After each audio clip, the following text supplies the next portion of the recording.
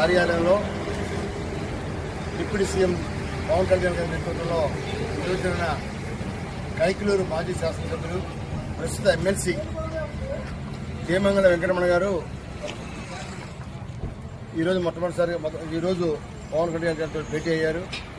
ఆయన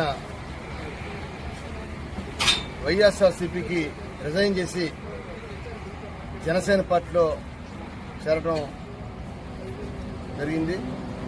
మరి ఆయన గతంలో కైకిలూరు శాసనసభ్యుడిగా పనిచేసిన అనేక రకాల విషయాలు కూడా పవన్ కళ్యాణ్ గారు కొల్లూరు ప్రాంత విశేషాల గురించి ఆసక్తికరంగా వెంకటరమణ గారిని అడిగారు.